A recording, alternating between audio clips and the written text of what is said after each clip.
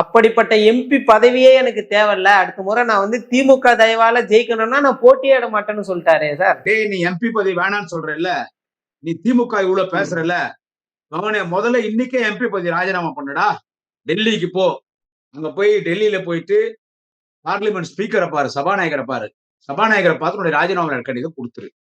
வெளியே வந்தீங்கன்னா நீ ராஜினாமா கடிதம் கொடுத்தீங்கன்னா ஆல் இண்டியா லெவல் இருக்கிற எல்லா பிரஸும் கொண்டு வந்து பேட்டி எடுப்பாங்க. அப்ப கேட்பாங்க, ஏங்க கஷ்டப்பட்டு எம்பியா ஜெயிச்சிருக்கீங்க, சின்ன பையன் விஜய் பிரபாகரன் விருதுநகர்ல உங்களை உச்சா போக வச்சான், உங்களை துண்டக்காரன் துணியக்காரன் ஓட்டினா, அந்த சின்ன பையனை எதிர்க்க முடியல, திமுக உங்களை எம்பி ஆகிச்சு.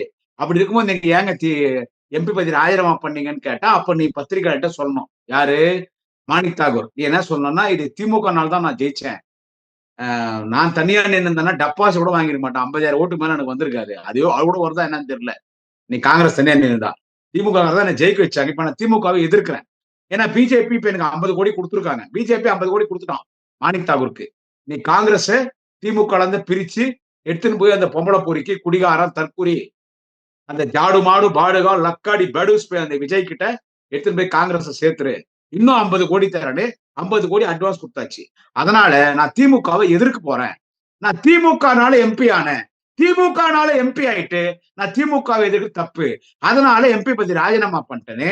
நீ எம்பி பதவி ராஜினாமா பண்ணிட்டு அப்புறமா அடுத்த தேர்தலில் நான் நிக்க மாட்டேன், திமுக ஆதரவோடு எனக்கு எம்பி அந்த பதவியை தேவைன்னா, இப்ப நீ எப்படி எம்பி ஆகுற? இனி இப்ப எப்படா எம்பி ஆகுற? இப்ப திமுக ஆதரவு தானே, ரிசைன் பண்றா.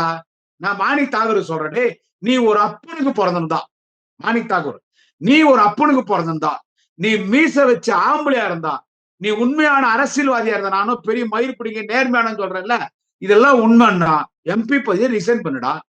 எம்பி பதவியை ரிசைன் பண்ணிட்டு திமுக எதிர்த்து பேசு.